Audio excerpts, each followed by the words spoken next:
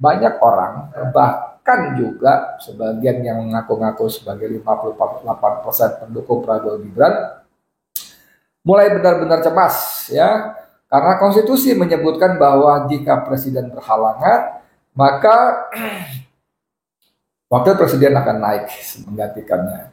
Nah, berhalangan tetap inilah yang menjadi kunci pintu masuk Gibran akan berkuasa penuh sebagai presiden. Dari seorang Habib ya, dari Jember, Jawa Timur, yang juga mewanti-wanti kepada Prabowo Subianto agar berhati-hati ya, baik di dalam maupun di luar istana. Berhati-hati Bapak Prabowo dalam segala bidang, di istana atau di luar. Dari segi makanan, minuman, segalanya harus Bapak Prabowo ini ada orang yang dipercaya. Hati-hati, saya ingatkan, jangan sampai api dalam sekam ini membara. Karena kalau Pak Prabowo ini terjadi sesuatu sampai meninggal dunia, ini fufu fafa ini akan menjadi presiden. Bahaya, hancur Indonesia ini.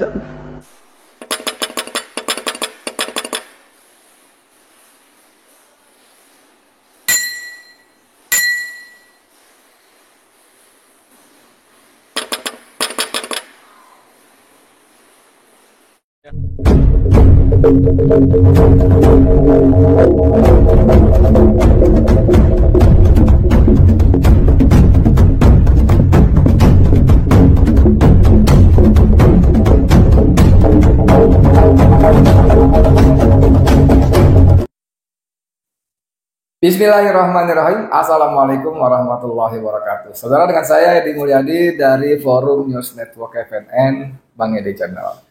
Teman-teman sekalian, penonton Bang Edi Channel yang saya hormati, yang saya banggakan, kita rasa-rasanya udah hampir sepakat bulat ya, bahwa negeri ini dalam kondisi yang mengerikan ya. Dengan dilantiknya Prabowo Subianto pada 20 Oktober silam, didampingi oleh Gibran Raka Buming Raka sebagai presiden dan wakil presiden, itu harapan-harapan terus berusaha kita pelihara ya, khususnya pada Prabowo Subianto. Saya sendiri dalam banyak kesempatan, dalam podcast maupun dalam acara-acara yang sifatnya publik, saya selalu mengatakan bahwa saya terpaksa dan dipaksa untuk selalu berhusnuzon kepada Prabowo Subianto, berpositif thinking bahwa Prabowo akan mampu membawa Indonesia menjadi lebih baik, keluar dari krisis, keluar dari kubangan keterpurukan ya, dan keluar dari pola-pola tata laku bernegara yang menyimpang, yang melanggar hukum, melanggar konstitusi, melanggar moral, etika dan sebagainya. Seperti yang selama ini diterapkan dengan sangat brutal oleh Joko Widodo. Ambisinya untuk memperpanjang kekuasaan telah menyebabkan dia, ambisinya untuk memperpanjang kekuasaan telah menyebabkan dia melanggar begitu banyak ketentuan dan peraturan.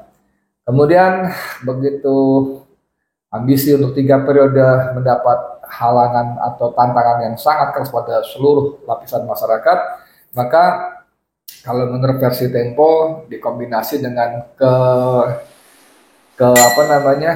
kemarahan Ibu Suri ya, bukan Ibu Suri, Permaisuri ya, kemarahan Iriana Joko Widodo kepada Ketua Umum PDIP Megawati Soekarno Putri yang berkali-kali secara terbuka di depan publik dianggap melecehkan suaminya, membuat Iriana mempunyai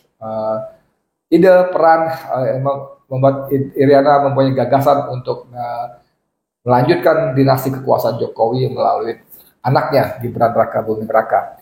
Maka diaturlah serangkaian rencana jahat, rencana culas, rencana busuk yang akhirnya ternyata terbukti sukses, mengakali konstitusi, mengakali Mahkamah Konstitusi, mengakali semuanya, ditambah dengan cawe-cawe Jokowi sebagai presiden.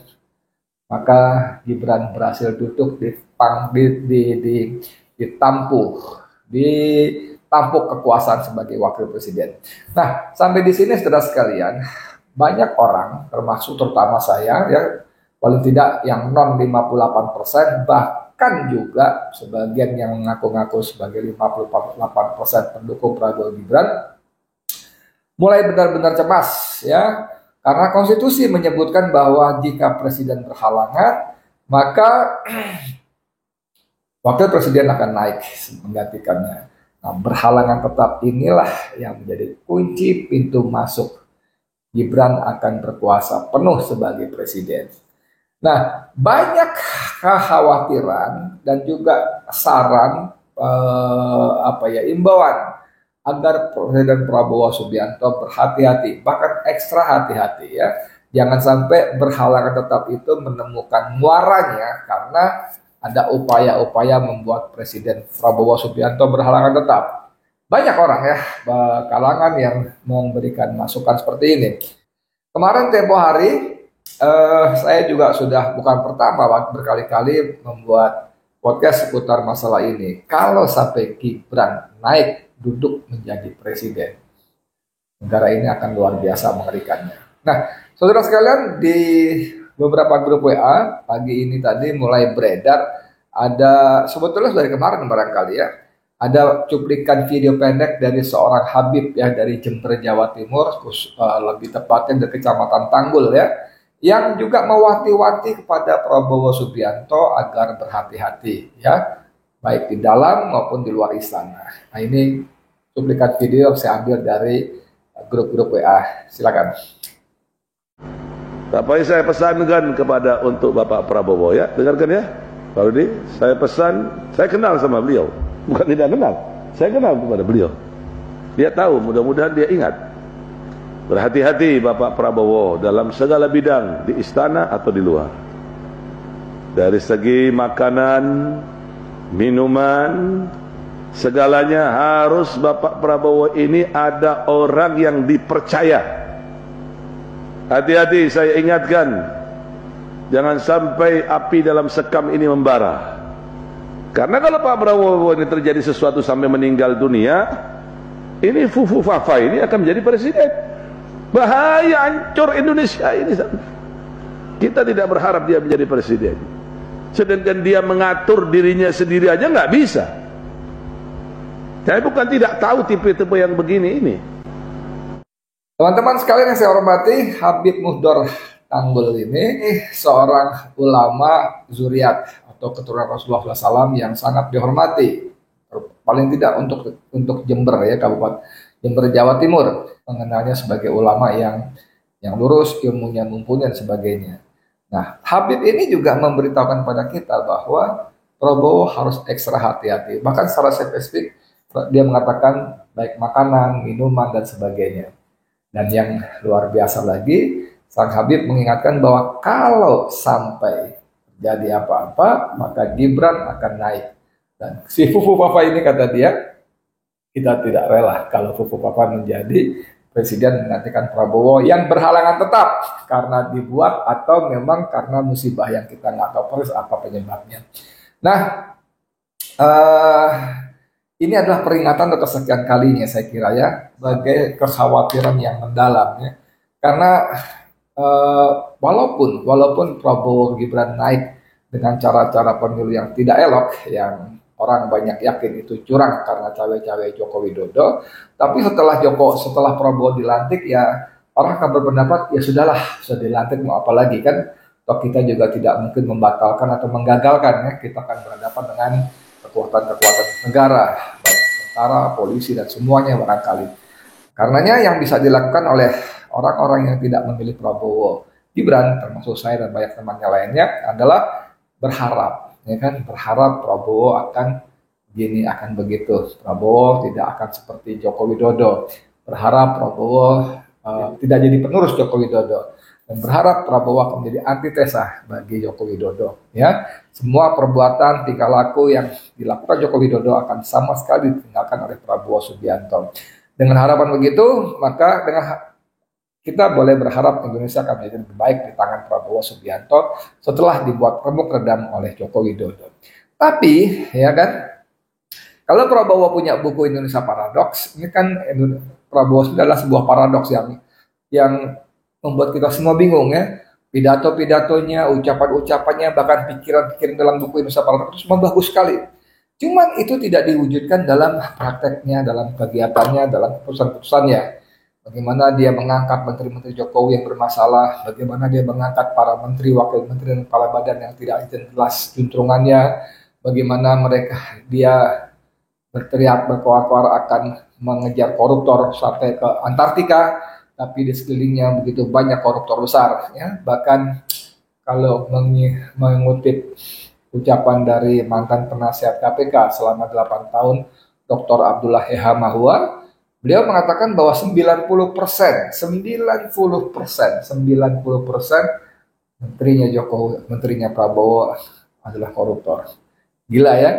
Saya kira Bang Dullah punya angka-angkanya, punya datanya yang kita belum mendebatnya secara lebih lengkap lagi. Kembali ke soal peringatan Habib Mudor tadi, saudara sekalian, ini adalah bentuk apa ya? Bentuk sayang kepada Prabowo sekaligus kekhawatiran kepada masa depan Republik Indonesia. Siapakah Habib Mudor ini? Saya kasih sedikit penjelasan ya. Seperti kutip Masjiduna, dari buku Habaib Pakunya Tanah Jawa, menelusuri jejak dakwah tirakat 25 tahunan Rasulullah SAW, karya Nur Hakim, Syekh Habib Soleh hijrah ke Pulau Jawa di usia 26 tahun atau tepatnya pada tahun 1921 Masehi. Sebelum ke Indonesia, Habib Soleh bersama Syekh Fadil Soleh Salim bin Ahmad Al-Ashqari singgah di Gujarat, India. Nah, yang dimaksud Habib Soleh ini adalah kakeknya Habib Mudor ya, pada umur 26 tahun, tahun 1921 dia datang dari Yaman ke Indonesia. Kota pertama yang dikunjungi Habib Soleh adalah kota Jakarta. Habib Soleh muda berziarah ke makam sejumlah wali di Jakarta. Perjalanan dilanjutkan ke arah Jawa Timur. Ia sempat singgah di kota Lumajang. Persinggahan Habib Soleh di kota Lumajang tidak terlepas dari undangan sepupu Habib Soleh, yakni Habib Muhsin bin Abdullah Al-Hamid. Pada akhirnya Habib Soleh menetap di Kecamatan Tanggul, Kabupaten Jember. Hingga akhir hayatnya. Tanggul merupakan kecamatan yang letaknya berbatasan langsung dengan Kabupaten Lumajang. Habib Soleh ini kemudian beranak pinak di Tanggul, Kecamatan Tanggul, Lumajang, Jember tadi, dan salah satu cucunya bernama Habib Mudor. Habib Mudor inilah yang memberikan nasihat, saran kepada Prabowo Subianto. Suka tidak suka saudara sekalian, bahwa memang kita tidak bisa membiarkan ini terjadi ya. Karena kalau sampai kejadian, nggak ada yang bisa disesali gitu loh. Kalau sudah kejadian, saya membayangkan begitu Jokowi, begitu Prabowo berhalangan tetap dengan segala sebab ya. Kemudian Gibran naik, maka Jokowi otomatis melanjutkan kekuasaannya pada periode jilid 3 atau periode ketiga lewat tangan anaknya Gibran Raka Buming Raka. Anda tahu waktu Prabowo pergi ke luar negeri melawat selama 14 hari, Jokowi dengan dalih menemui cucunya berangkat juga ke Jakarta. Apa yang terjadi? Prabowo pergi ke luar negeri, Jokowi datang ke Jakarta. Tentu tidak cuma bertemu cucu, tapi juga bertemu anak yang menjadi wakil presiden. Bisa jadi memberikan dorongan, support, perintah, arahan, kendali, dan sebagainya. Mengerikan ya. Jadi kepada Prabowo Subianto khususnya dan orang-orang dekat Prabowo Subianto layak agar peringatan saran dari Habib Mudor Tanggul ini menjadi perhatian, karena kami semua rakyat Indonesia sungguh-sungguh tidak menghendaki Gibran menjadi presiden. Menjadi wakil presiden pun kami keberatan sebetulnya. Karena upaya-upaya untuk memakzulkan akan digulirkan lewat jalur-jalur yang telah diatur oleh konstitusi kita, melalui DPR, MPR, sidang istimewa, dan sebagainya. Ampun, kita mengampun pada Allah atas segala dosa-dosa kita, dan kita mohon Allah menolong kita menyelamatkan Indonesia. Kalau tidak, benar-benar akan jadi bahaya. Amin ya rabbal alamin. Saya Edi Mulyadi untuk FNN, untuk Indonesia lebih baik. Assalamualaikum warahmatullahi wabarakatuh.